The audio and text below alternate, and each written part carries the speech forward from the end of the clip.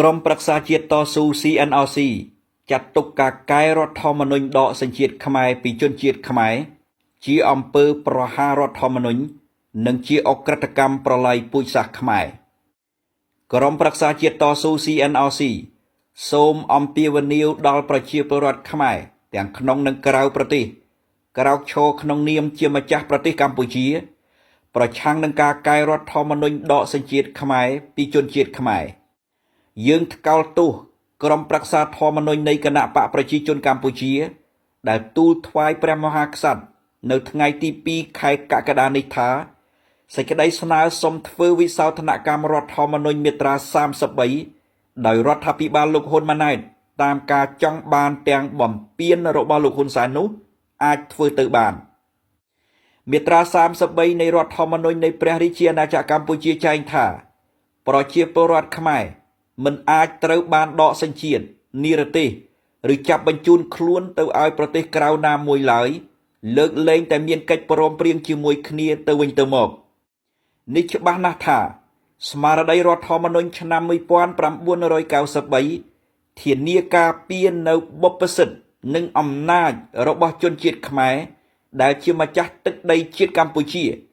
នៅខ្ពស់ជាងអំណាចនៃស្ថាប័នគ្រប់គ្រងរដ្ឋទាំងឡាយដូច្នេះរដ្ឋាភិបាលក្រុមប្រឹក្សាធម្មនុញ្ញរដ្ឋសភានិងព្រឹទ្ធសភាក្រោមការដឹកនាំផ្ដាច់មុខរបស់គណៈបកប្រជាជនកម្ពុជាដែលមានផែនការកែរដ្ឋធម្មនុញ្ញមាត្រា33បើកឲ្យមានការដកសញ្ជាតិខ្មែរពីជនជាតិខ្មែរនោះកំពុងប្រហាររដ្ឋធម្មនុញ្ញដោយតាំងខ្លួនពួកគេជាម្ចាស់ជីវិតរបស់ប្រជាពលរដ្ឋខ្មែរខណៈពួកគេប្រើឈ្មោះប្រជាពលរដ្ឋខ្មែរដើម្បីទៅកាន់អំណាចជាតិជាធម្មជាតិមនុស្សត្រូវតែមានជាតិដើមកំណើតពូជសាសន៍របស់ខ្លួនដែលគ្មានអ្នកណានិងស្ថាប័នណាដកហូតបានឡើយទោះផ្អែកលើស្មារតីច្បាប់ជាតិគោលការណ៍ច្បាប់អន្តរជាតិនិងកត្តាសត្យានុម័តជាក់ស្ដែងជាតិសាសន៍ខ្មែរមានន័យថាជាជនជាតិឈាមជ័រខ្មែរព្រមទាំងមានប្រវត្តិសាស្ត្រភាសាវប្បធម៌សាសនាប្រពៃណីទំនៀមទម្លាប់និងការរស់នៅរបស់ខ្លួនដែលគ្មានក្រិតក្រមអ្វីទៅកែឬដូរបានទេក្រមប្រឹក្សាជាតិតស៊ូ CNRC ចាត់ទុកការកែរដ្ឋធម្មនុញ្ញដកសញ្ជាតិខ្មែរពីជនជាតិខ្មែរគឺជាការដកហូតសិទ្ធិជាម្ចាស់ព្រលឹងជាតិខ្មែរនិងប្រពៃណីទំនៀមទម្លាប់ខ្មែរពីជនជាតិខ្មែរជាពិសេសជានិន្នាការបំផ្លាញពូជសាសន៍ខ្មែរ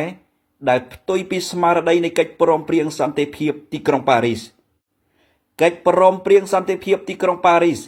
ប្រសូតឡើងដោយការមើលឃើញរបស់មហាអំណាចទាំងអស់នៅលើពិភពលោកដើម្បីការពារកុំឲ្យបាត់បង់ពូជសាសន៍ខ្មែរដោយការផ្ដល់សិទ្ធិអំណាចនៃសេចក្តីសម្រេចជោគវាសនាជាតិកម្ពុជាឲ្យប្រជាពលរដ្ឋខ្មែរក្នុងនាមជាម្ចាស់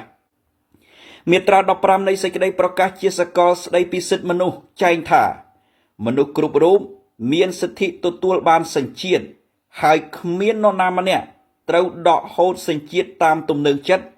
ឬបដិសេធសិទ្ធិផ្លាស់ប្ដូរសញ្ជាតិបានឡើយលើមូលដ្ឋាននេះការកែរដ្ឋធម្មនុញ្ញដកសញ្ជាតិខ្មែរពីជនជាតិខ្មែរដោយបំណងចិត្តនិងគោលដៅនយោបាយបំពានរបស់បុគ្គលកាន់អំណាចគឺជាបទល្មើសអក្រិតកម្មប្រល័យពូជសាសន៍ខ្មែរជាពិសេសការកែរដ្ឋធម្មនុញ្ញពេលនេះមានគោលដៅទុច្ចរិតដើម្បីកម្ចាត់ខ្មែរអ្នកប្រជាធិបតេយ្យក្នុងទ្រង់ទ្រាយធំយើងខ្មែរប្រឆាំងដាច់ខាតនឹងការកែរដ្ឋធម្មនុញ្ញដកសញ្ជាតិខ្មែរពីជនជាតិខ្មែរយើងជាជនជាតិខ្មែរត្រូវតែជាម្ចាស់ទឹកដីប្រទេសកម្ពុជាជនណាឬក្រុមបុគ្គលណាដែលដកសញ្ជាតិខ្មែររបស់យើង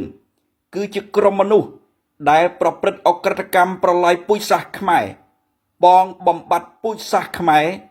តាមមហិច្ឆតាបរទេសឈ្លានពានធ្វើនៅទីក្រុងប៉ារីសថ្ងៃទី2ខែកក្កដាឆ្នាំ2025ក្រុមប្រឹក្សាជាតិតស៊ូ